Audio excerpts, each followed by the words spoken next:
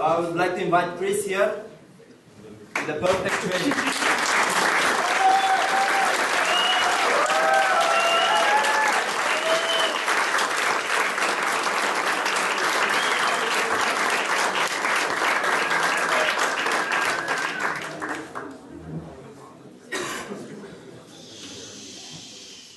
Hi, my name is Chris, and I really hope that you can hear me at the end of the room. That's okay, cool. That's the highest or the most I can produce for you now. Today I want to talk about the perfect training and how pursuing the perfect training, since we are all trainers here, can actually limit you. I have spent many years, just as you heard before, with doing training, designing training, building training systems, educating trainers, and just making people develop. Yeah? And I have been pursuing the perfect training as well, as I think most of you do. Because as trainers, you always want to have the perfect thing. Yeah? That perfect training, which is mind-blowing, which is compact, which is efficient, where you can learn things immediately and know it. And actually, I'm sure that some of you have seen the perfect training. Actually, I'm going to show it to you.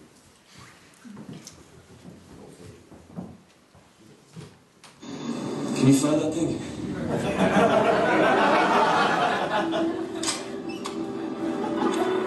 Operator. Jake, I need a pilot program for a B-212 helicopter.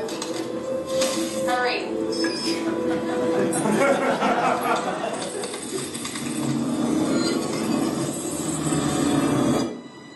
Let's go.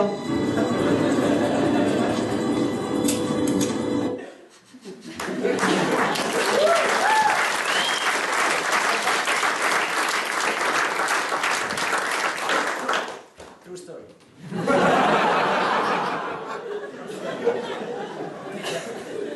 Yeah, it's really cool, but what made it a perfect training? It was the right thing in the right time. That's what it made a perfect training.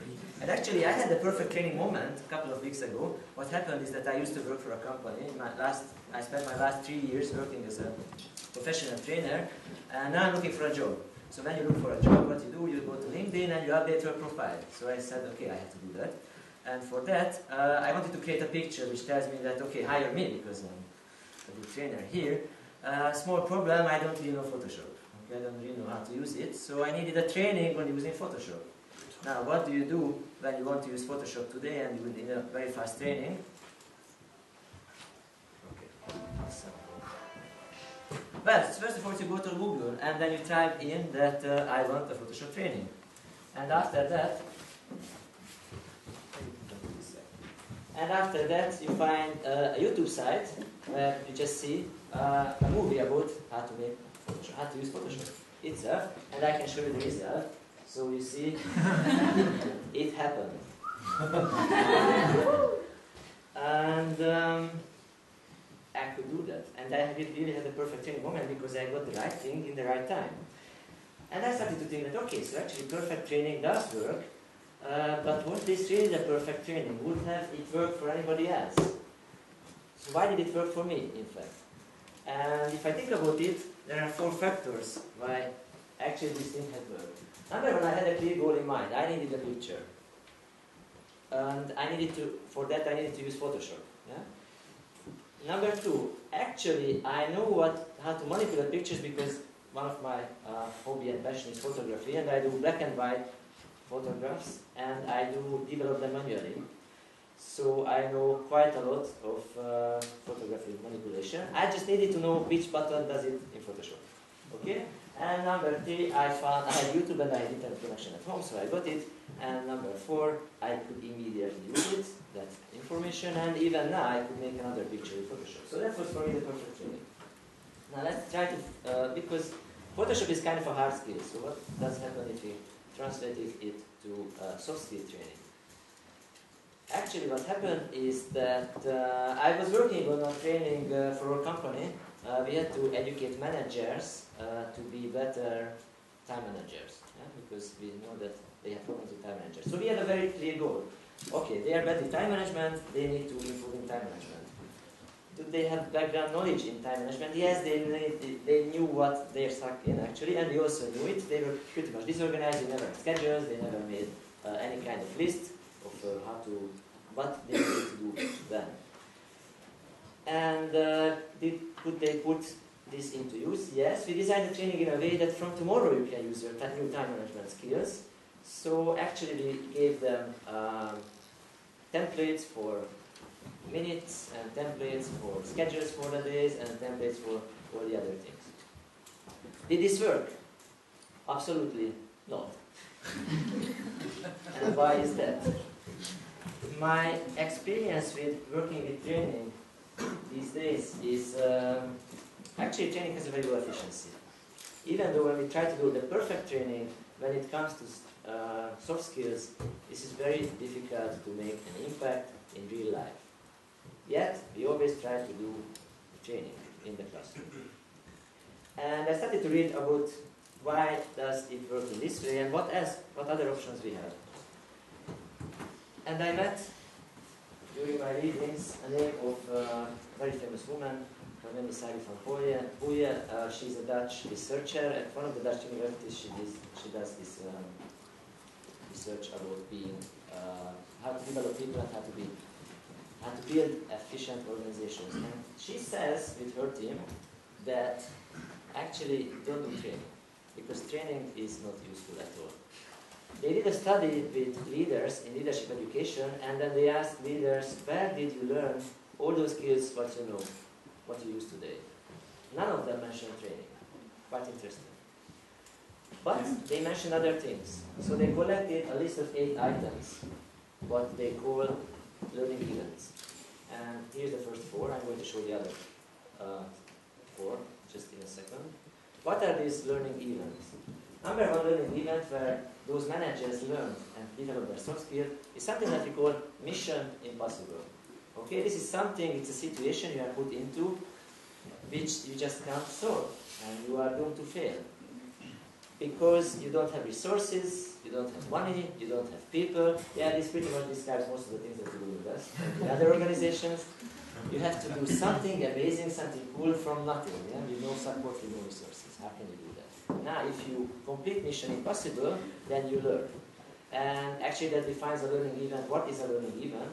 A learning event is a moment in your life when you realize that I cannot follow the strategy what I have done before. Because if I just keep doing that, I cannot get forward.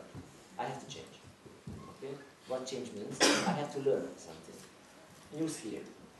Develop something.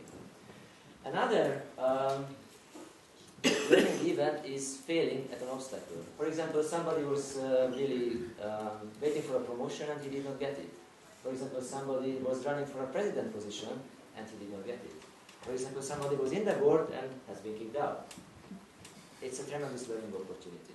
Because then you say, okay, I'm not going to do this again. Next time I do it differently. And I have to learn what is the thing that I have to do differently. Right? Third learning event is when you start managing people. So all of you who are running local groups in any kind of organization, I think you did experience this, that suddenly it's not me, or running projects, yeah, same thing. It's not me who has to do the job, it's others who have to do the job, and I have to make them do the job and not do it instead of them. Yeah? If I keep doing this, I don't work only 12 hours, I have to work 25 hours, because I have to do other people's job as well. It's not possible. I have to change. Okay? I have to learn a new skill. Next thing, if you get more senior leader, and I think if you have an international board of any organizations represented here, you perhaps met with this thing, managing politics. Because when you are high enough in the organization, you don't tell people do this, you just can't, especially in your environment. You have to influence them. That's what we call politics. And yeah, it's not easy. And then you realize that, oh my God, I have been running people, I have been managing people, but I can't do that anymore. I have to influence them somehow. I need to learn a new skill. What are the other 4? Meeting a role model. A role model is somebody really important in your life who you say that, oh my God, that is something well done. I want to be like him, or I want to be like her. And quite often you are lucky to meet somebody who is a positive role model. And sometimes you are not so lucky and you meet somebody who is a negative role model, and then you might say that, oh my god, I have a cool boss, really, I will never be like him. And then you learn how not to be like him and how not to end up in such a position for so long time.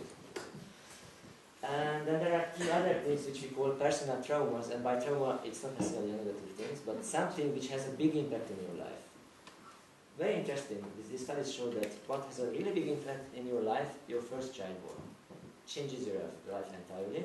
I think most of you don't have this experience, me neither, but I know many people, I guess you know, who did have this. Okay, we have somebody. It does change your life, absolutely. Actually, it changes in such a way that your life never will be the same again, and you have to learn to cope with that. Okay, most of the people can do it together. Seventh thing, it's a sentiment. I hope that there are not so many of you who experience this. If somebody who is close to you dies, and then you start thinking that, well, what should I do differently? What do I have to learn? Not to have something, when something like this happens again, not to have to say that I should have spent more time with this person, I should have shown more love, and so on. And number 8, very interesting, is divorce. It's interesting in the sense that marriage did not score. So let's get divorced first. Sure, there was this. So yeah, marriage is not really there, but at the same time if you divorce or you go through on a very serious breakup, then you experience the same thing. You say that, okay, in my next relationship I have to learn something new. I should do something differently so this never happens to me again. Okay, so these are the learning events. And Sarif and Korea then says that don't do training, find the right learning event, and then help people to utilize it and to get the most out of it. Now where these learning events happen, perfect places for this are NGOs and the organizations where you are working, because I'm sure that everybody who is in this room has met at least 1, 2, maybe 3 of these things. So if you think back, for sure that you have some experience where you can say, I have been through a learning event. So the question is, what kind of help can you give to the person who is right in that position? And as trainers, we should think about that. So your task as a trainer is again, and what is just to give the right thing in the right time for those people who are in that position. Now I said at the beginning that there is something as a perfect training. You have seen it. You did do it like this. And then after that I said that actually there is no thing, or as some people say that training as such thing does not work at all. I believe personally that the truth lies somewhere in between. I still believe in training, but I believe in that you have to find out, instead of thinking in terms of training, is that what is the right thing and when is the right time. And if I can leave you with a message, when you design for development, when you want to develop people, don't jump into immediately saying that training, okay? Just have this simple question in mind. What is the right thing here? And when is the right time? And I hope this is an idea for you to share.